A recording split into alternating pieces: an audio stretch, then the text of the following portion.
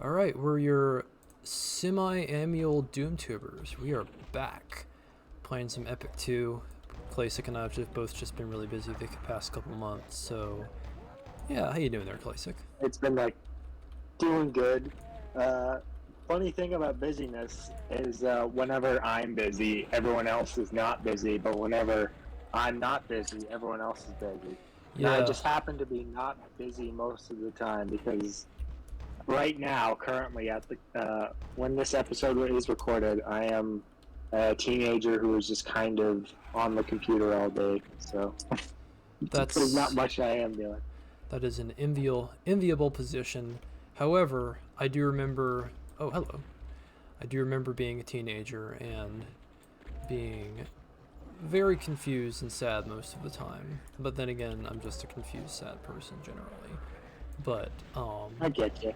there are pros and cons to every walk of life, or every period of life, I guess I should say. I was actually just talking to my parents about that today. Oh dear, I don't know what killed me. I think it was that Revenant. Probably. But I was just talking to my parents about that today, and about I'm looking at maybe moving somewhere eventually. And I was getting their impressions on that. And you know, they've been in the same house for I know you're in like the kind of Seattle area, right? I don't want to dox you or anything, but I'm just making sure. No, you're absolutely right. It's like a suburb of Seattle called Bellevue, and it's not the worst place to live, but you know, I think we talked about this. Actually, we talked about this on this episode, which, by the way, just so everyone knows, we recorded this. Oh, I got nowhere to run. We recorded this level, and had a really good discussion. It was kind of a bummer that something went wrong, and then I realized my audio was completely turned down, so you can hear Classic making salient points and good discussion topics, but you just can't hear me at all, so it sounds like Classic's like talking to himself or talking to a ghost or something. So we're retreading ground today, but that's... Are you all just in my head? Say what? Maybe I'll wake up one day and realize that I'm Squidward working at the Krusty Krabs. This entire time I've been a filament of... It's all just a terrible dream. This entire time I've been a filament of your imagination. I've been Squilliam Fancy Son, I think is his name. Just playing an elaborate prank on you. I don't like getting trapped. Okay. Come on, it's just a prank, bro. Just a prank, bro. Dude. So, yeah, what you been up to? I pranked you and I was your best friend for the past 20 years. Yeah. It reminds me of that one, It reminds me of that one meme where it's like, what would you do if your girlfriend walked up to you in the middle of a match and unplugged your PlayStation? And like, this was like a thread on Reddit like 10 years ago. And like the top comment was, I think I would embrace her, love her, marry her, spend my life with her, grow old with her, and then when she's on life support, I would unplug her her life support and just be like, say the same thing she said to me when she unplugged my PlayStation, so to speak. Which is very morbid, but also very funny. You can't be playing those damn video games. No, indeed, they'll corrupt your mind. Imagine that being the last words your girlfriend ever hears in that situation. Playing these damn video games. I've never played video games. Not that I would ever do that. Well, you said that to me when you unplugged my PlayStation. Exactly. I had that guy on the roof. Not that I would ever do that, Caitlin, if you're listening. It's just a Reddit post. Don't take it too seriously. It's just a theory. A game theory. Thanks for watching. I really Speaking of game theory, they are interesting, I guess. I don't know. I have a friend who really, an IRL friend, who really likes them, and then I just see game theory, and I'm just like, I don't get the appeal. I'll be real. I don't know. I've never seen any of their videos, and so my girlfriend actually said that to me a few days ago. I was like, I forget what we were talking about, but I said something like, but that's just a theory. And she was like, a game theory. And I was like, what the fuck are you talking about? And she's like, how have you never heard that? And I'm like, I'm very oblivious, baby girl. You know this. What's their whole shtick? Like, what's... It's connected a bit there. Internet issues came up.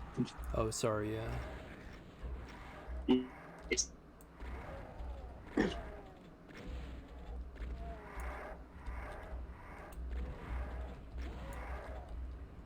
You still there? Hello?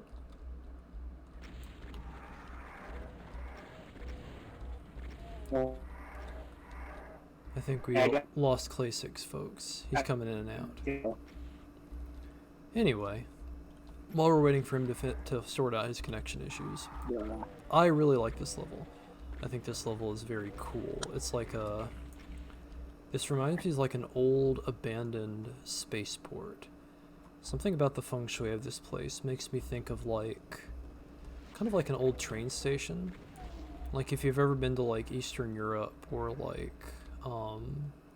the Czech Republic or old Soviet bloc countries, or even like the northern Midwest in the United States, where there's like a lot of old industry. They're just these old structures that haven't been used in years that kind of look like this a little bit. It's cool. It's got kind of a what used to be kind of vibe going on. I really dig it. And I hope you guys do too. This WOD is definitely more of kind of a hangout kind of WOD, you know what I mean? Kind of like Escape from New York, just kind of a hangout movie, if that makes sense.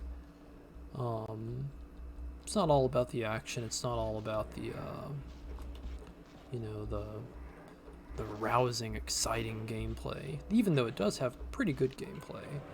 It's more about the experience of being in this alien world and getting immersed and lost in it, kind of like an old Final Fantasy game or something. And I really like it.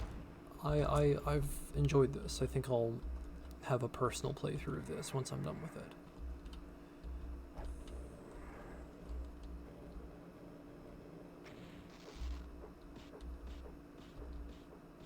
Hang on a sec. Classic is sending me messages.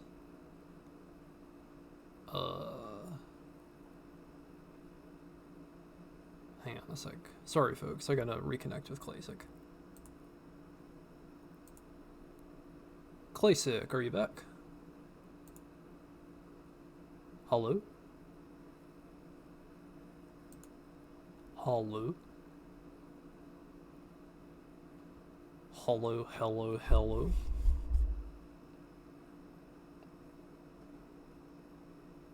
Still having connection issues. That's okay. I can fly solo for a bit. Alright. Oh, there you are. Hey. Yeah. Internet problems.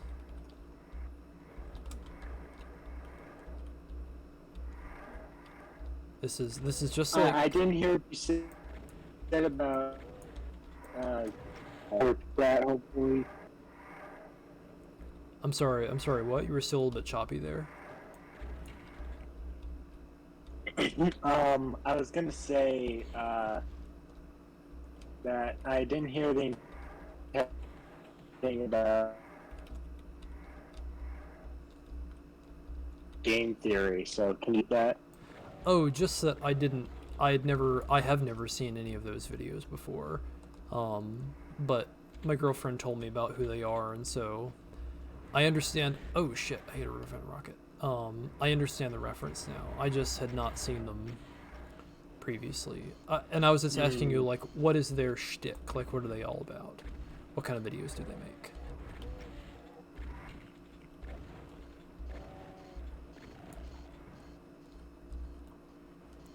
I guess we lost him again.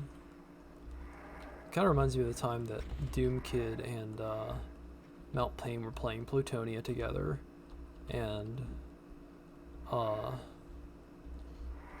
they kept losing each other because they both have terrible internet. Yeah. Oh, Cyber Demon, hi. The Game Theory shtick basically is, like, I haven't watched them in a bit, but they basically kind of make, you know, theories on games and stuff. I think the Five Nights at Freddy's ones I don't have to really explain. Sometimes he gets it right, sometimes he gets it wrong and stuff. There's some, like, unnecessary jokes and stuff I don't quite remember. But overall, I, like, kind of stopped being into it a bit ago, so... Okay. Yeah, Again, I hope I didn't overly upset any, like, game theory fans out there, but, you know. hey, we don't have to just care. like We don't. God damn it! I ran right into a rocket again. We don't need to care what people think. As a matter of fact, it's actually very healthy and very good to not care what people think. I am HO. You're enough. So you like what you Yeah, like. you're fat. You like what you like, and you be genuine about it, and then hopefully you find people who are on the same wavelength with you. I think it was Just don't telling you. be too crazy into it, and don't criticize others for not liking it or something. I don't know. Yeah, totally. Dream stance. Sorry, I think I got something in my mouth there. What is dream stance? I'm a stupid old millennial. I don't know what that is. People who are obsessed with a Minecraft YouTuber to the point where they try to dox him by trying to, like, and by getting his ex-girlfriend who has bipolar disorder to go after him, and a bunch of other crazy stuff. Some of it seems like jokes, some of it seems like doesn't. Like, for example, they kind of worship Dream as like some type of god or something. Oh shit! It's very, very, very toxic fandom. You know, one of he seems to not like his fans that much, but he doesn't really control them that much, which doesn't help. Don't worship people on social media, folks. They're just people like us trying to get by and trying to make sense of life, and you know. And I think a lesson all YouTubers should aspire to, including us. Please keep your audience under control. Well, I mean, I don't think anyone's going to be There can be a little craziness. I don't think anyone's going to be worshiping us anytime soon. They should be worshiping John Carmack. Just kidding. You shouldn't be worshiping anyone, really. I mean, admiration is one thing, but don't worship people. That's a bad thing. People are cool. People are just people, and just talk to them. Usually they've got interesting perspectives, and you know, even the most interesting, most powerful people, you know, if you just treat them like people, that's a really good thing. That's another thing for, like, talking to, like, you know, whether you're into girls or guys, romantic advice, like, don't put whoever you're interested in on a pedestal, so to speak. Like, they're just people. They're just like you. They just have the same needs and desires. Just what do you mean? This person can do absolutely no wrong. This person is a heavenly being, or alternately, this person is an object that exists for my pleasure, and both of those are really toxic, and you should not do either one. Please don't. Yeah, people are people, and treat them as people. I actually saw, and I won't say who, someone on Sandy's Discord having a conversation about that, and it was, oh, hi, Mr. Cyberdemon. That's why I saved. Did you see that? Did you see that? Yeah. That's. I suspected he might be right outside. Hello. You're very big and scary.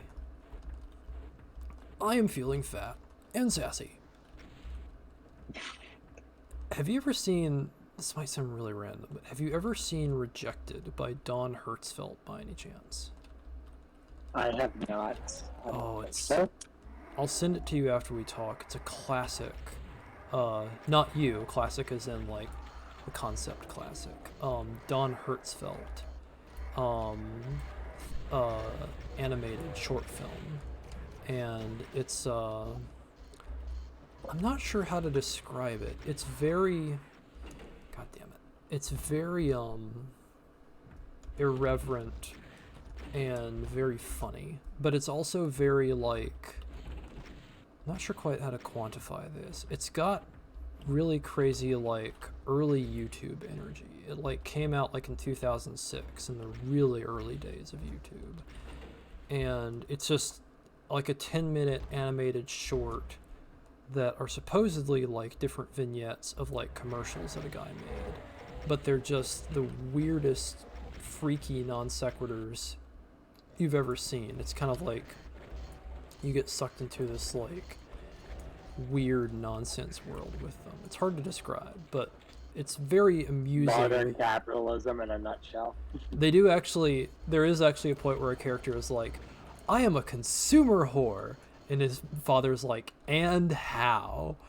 And I don't know quite how to put it. It's weirdly beautiful and kind of, I don't know.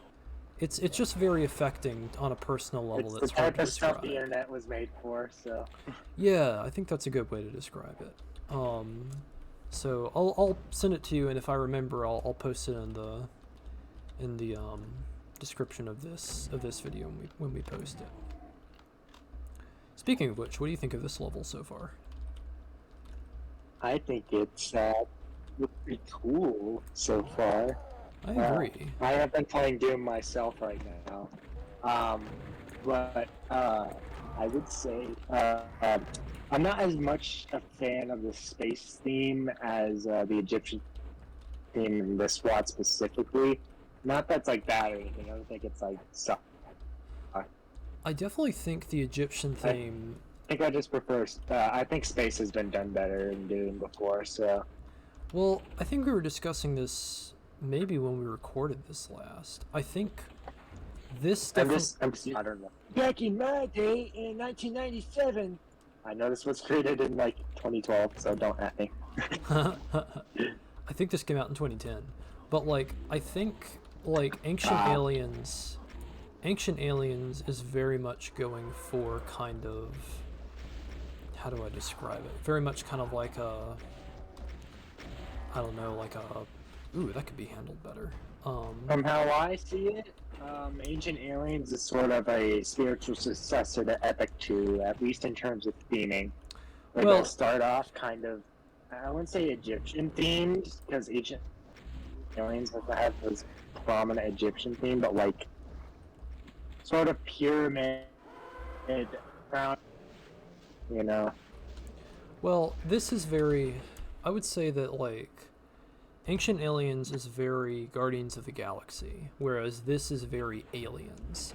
Like they're both sci-fi movies technically, but they're very, very, very different from their style. And I wouldn't say one's necessarily better or worse than the other. Like Ancient Aliens definitely has more of like a combat and kind of a poppy fun kind of interest, but this has much more of like a laid back like adventure game kind of vibe, which I actually like really dig. I will say though, the space episode thus far has been more kind of hit and miss, whereas the Egypt episode was very much, where'd he go? Oh, there he is. The Egypt episode was very consistent, which was really nice. It was like consistent quality, whereas this is more kind of a smorgasbord of interesting ideas. And this one really works, but like we played a map that was just a really cramped flying saucer that didn't work in my opinion. But I respect other people and their differences. Dean of Doom actually just yesterday released his review of 10 Wasn't by... it the 10 by 10s? Yeah, have you seen it yet by any chance? I think it was 10 by 10. Yes, it was. Have you seen it by any chance? I've seen the kind of first part. I've seen kind of the first part, but not the entire video yet. His I think I've saw up to like um, probably like level 4 or 5 or something. I forget exactly. Okay, all right. I'll probably go back and watch it again. So His level 10 review is like the crown jewel, I would say. It's the most kind of affecting. It's clearly the map that affected him the most. And it's just really interesting to hear him talk about it, because I feel like a lot of his reviews are very kind of interesting vignettes into his own personal psychology and kind of who he is, so to speak. And he said in that review that like Doom, he likes Doom best when it can present to him a place that feels foreign, or like he can't quantify it. And I think I'm kind of the opposite, actually. I think I like a Doom map and a Doom mod best when it's unusual and kind of adventurous, but I feel like I can quantify it, and I feel like I know what it is, if that makes sense. So, like, this is very foreign and alien. yeah. Go ahead, I'm sorry. I was about to say, he sort of seems like the, I wouldn't necessarily say cosmic horror, but like a sort of term related to that. That's not necessarily on the level, but like, I guess fear, or what, fear of the unknown. Fear is probably not the best word, but I guess fascination with the unknown is probably the best word. I think Mount Pain 27 likes... Go ahead. No, I was gonna let you go ahead. I was gonna say, I think Mount Pain 27 likes existential dread, as unusual as that may sound. I think he's comfortable. Oh yeah, I can get that. Oh, hi, Mr. Hell Knight. Everyone invite, please. I'm trying to get everyone to... I have gotten that vibe from him. That's probably... You described it better than I have, so I would... Basically, existentialism. I'm kind of the opposite. Like, I'm all for existentialism and pondering your place in the universe, but I also like thinking there's a meaning to everything, and even if it's something you create yourself. But like... I don't know. I'm probably kind of more in between. Like, Mount Pain is very enigmatic and stuff. We don't really know much about him personally, which is fine, you know. He doesn't have to tell us anything. Hell yeah. But he does seem like the type of... He does seem like... very much like an existentialist type of person. Hopefully I'm not assuming something like completely wrong about him. But like, if you're listening... But he does seem like that type of person, especially after watching a lot of videos when he just kind of gets like very serious, gets all the flowery language out. Well, he is an English major, that type of stuff relates to me. Yeah. You said it relates to you? That type of stuff relates to me on a... Yeah, I can kind of get that, I guess, like, angst in a way. Because, in my personal view, I'm more of an existentialist. I don't think the universe has any inherent meaning or non-meaning, because to me those are just attributes you apply to the universe itself. At least in terms of the universe itself, you know, it just kind of exists as it is, and then we kind of... How we feel about it is kind of how the universe ends up being. Not necessarily in like a weird kind of like supernatural way, but like in, again, I'd say sort of weird way that like how we perceive the universe affects how we exist in the universe, I guess. Absolutely. So like if you say the universe has no meaning, then it's just like, yeah, everywhere you see, you will see there is no meaning.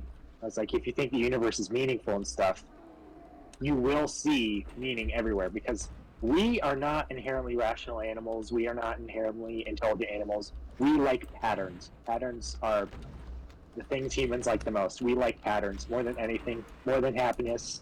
Probably, we are biologically wired to seek and search for patterns, and that comes down to our philosophies as well. Um, you know, for me, again, I'm fairly young and still trying to figure everything out. Um, but that's just kind of my take on things, and I try to use that to kind of determine how I see, the world and the greater universe as a whole. Oh, sure. Well, and as a Christian, I absolutely think that there is kind of an objective meaning in the universe, but I also think every individual has to work out how, if you accept the truth, and I respect that you don't, and that's totally cool. Everyone has to come to it on their own. Um, you have to work out how that applies to your life and what your meaning in living through that love is. So it is totally unique per person, and how it looks for one person might look totally different from how it looks from another person. There's no mold or pattern. You get to decide, which is... It's kind of based both on nature and nurture, because they seem both equally influential in a person's life. Sure. I'm not necessarily sure how to describe it in a way. Maybe like music could be the best.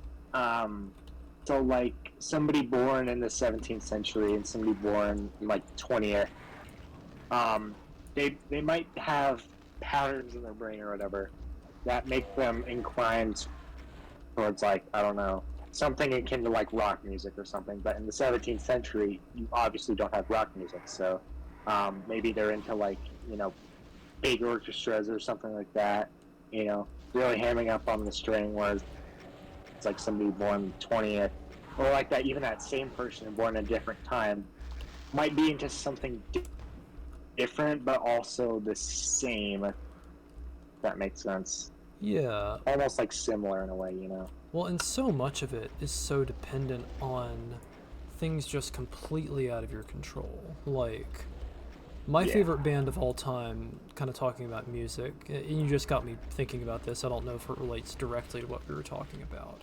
My favorite band of all time is Rush, which is a progressive rock band from the 70s. They're kind of the OG progressive rock band, if you will.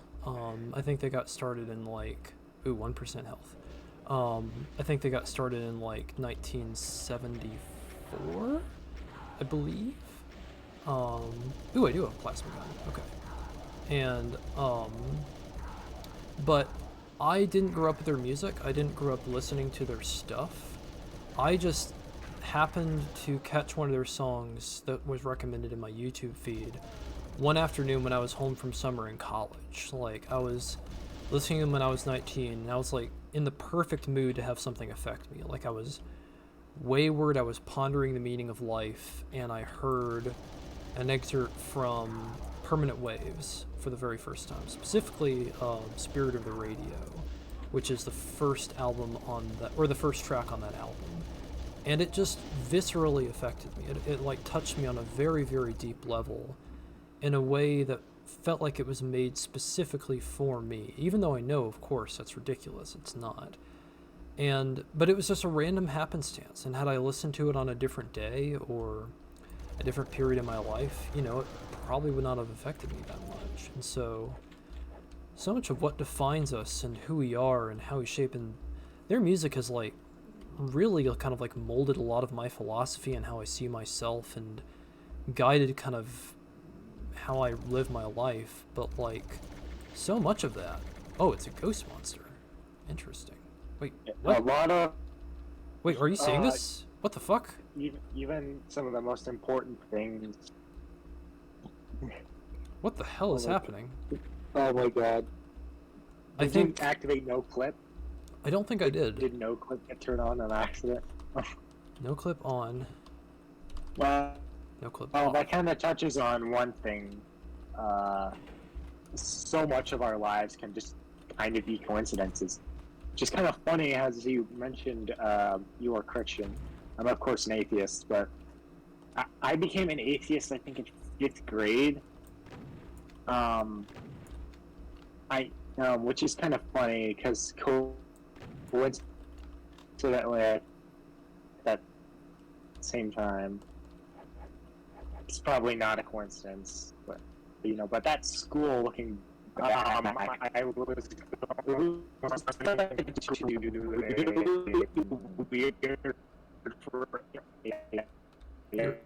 You're garbled again, I'm afraid. You sound like you're underwater.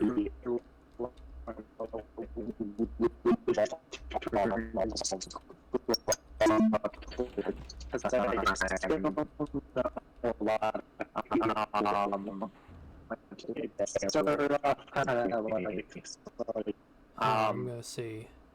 Your audio, Classic. Just so you know, your audio just sounded really cursed there. You sounded like you were underwater. Are you okay? Are also right here, which is kind of weird. Classic, are you there? Can you hear me? Again, looking back in that school, it was I would say it was a dumb internet, and I would say it's microphone. Classic, why don't you get off and call me back?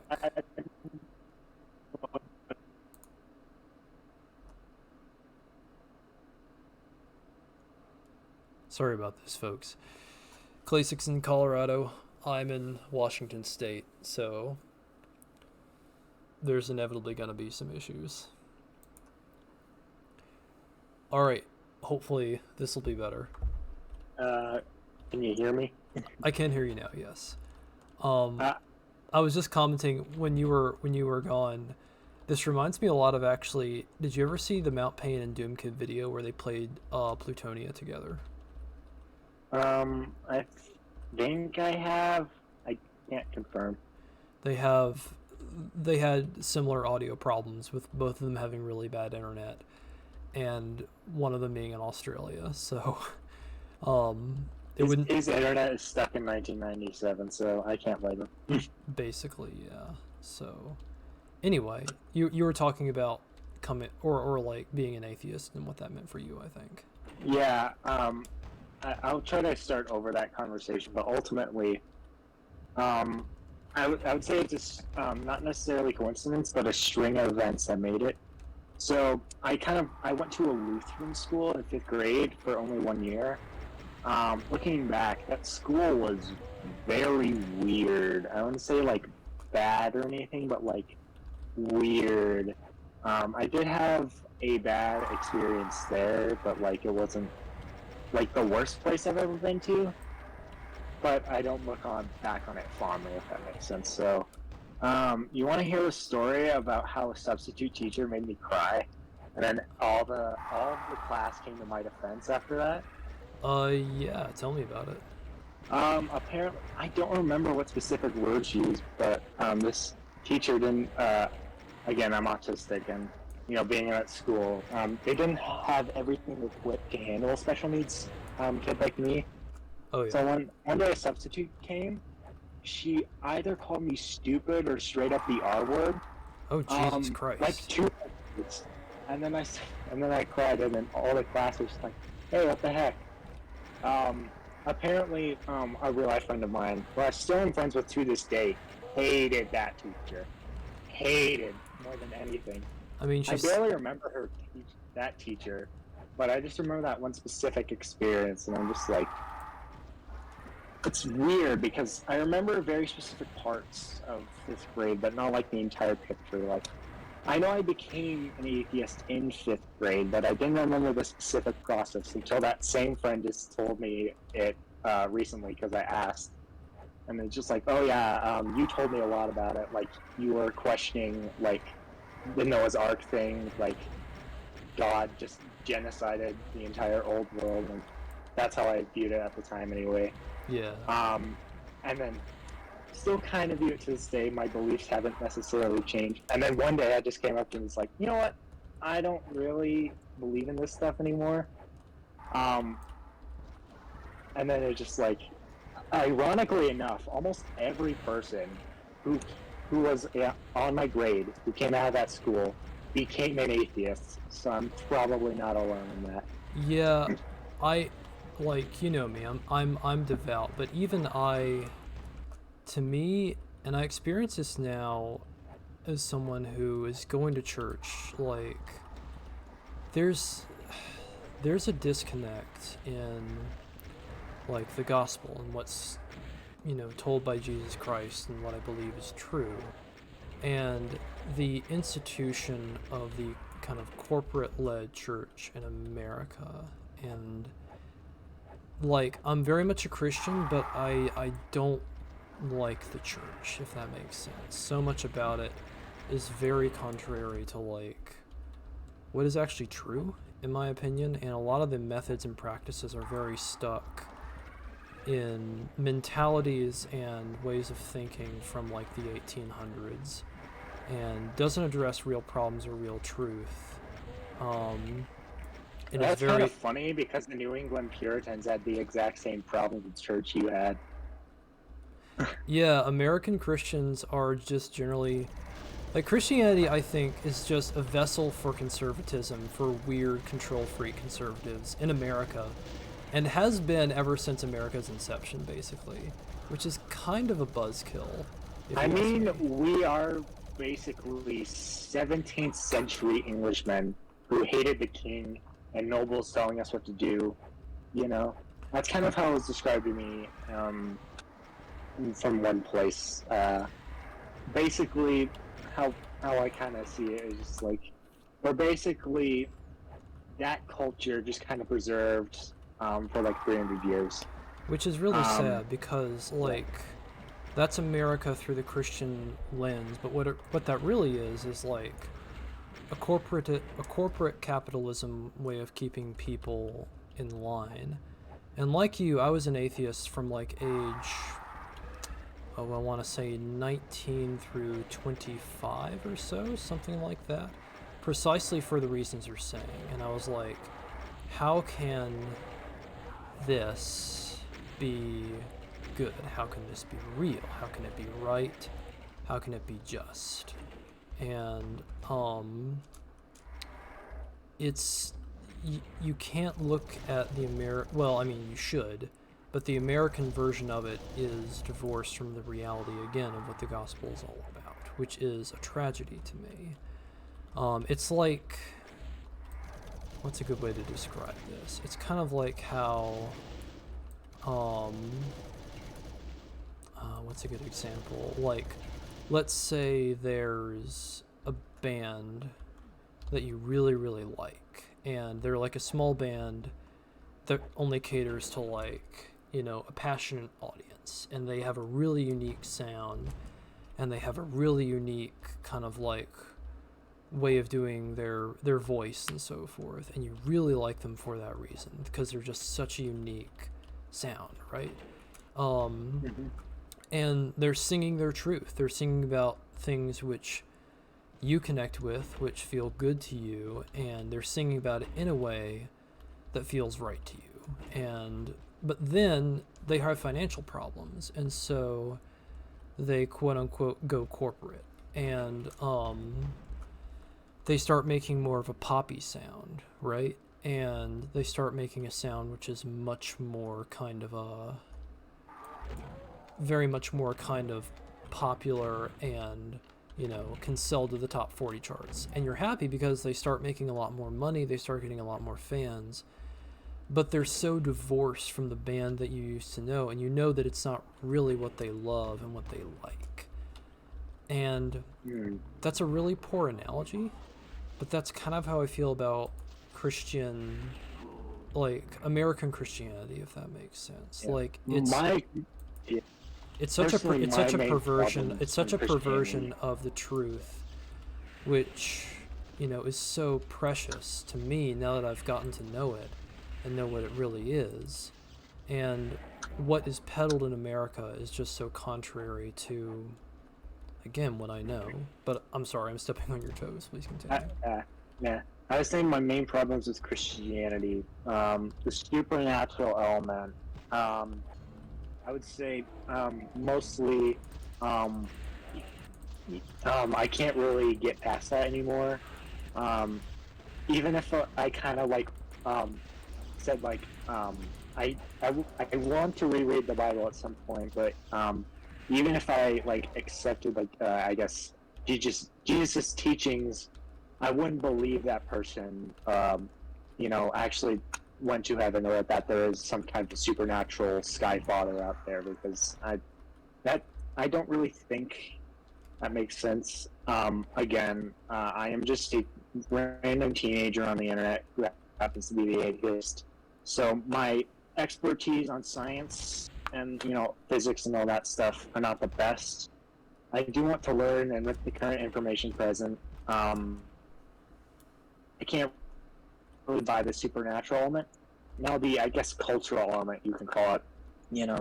There are people like you, of course, and a lot of my friends are Christian. And then there's kind of like, I guess, your corporate Christianity and stuff. There are lots of I know there are lots of violent stuff in the Bible, which I can never excuse.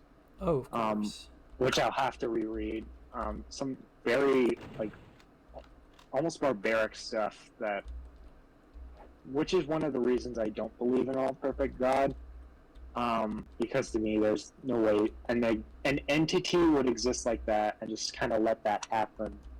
But then again, I know you're a Christian, so I hope I'm not like stepping on your toes with that. But again, I kind of divide it into like, I guess, supernatural Christianity, which I don't think I could get behind again, and then cultural Christianity, which I'm still trying to figure out my stance on, if that makes sense. Because I know a lot of people consider themselves like cultural Christians, but then they don't really believe in the gospel. They kind of act like Christians. I'm not sure how true that is, if that's like, I guess, like a stereotype or something, but that's just kind of what I've heard. So I'm definitely very much the opposite. Like, culturally, I'm very much an anarchist, I would say. And oh my god, you would love to meet my friend. He was the one who I told you about when I went to that Lutheran school. He's still a Christian today. He has a lot of interesting points. He's very much kind of an anarchist in that, not in like a stereotypical way, but that he believes that Native Americans had the best way of living, or at least Native Americans didn't live in, I guess, like urbanized areas, like Aztec, for example. Yeah, I don't know about. I don't know. I just try to show love to everyone, and I think you're the ultimate hippie. That's very true. That's a good way to put it. Also, we should probably end the episode because we're at the end of a level. We always cover the lightest, most fluffy, inconsequential topics on this show. But and we can blast demons in the face while doing it. Don't you love pixelated demons? Oh, totally, yeah. Let our propaganda seep into your brain. We're secretly using 5G to control you all. Even though we have completely opposite opinions, but that's okay. Yes. Anyway, we'll see y'all later. Take it easy. Bye. And end my OBS recording.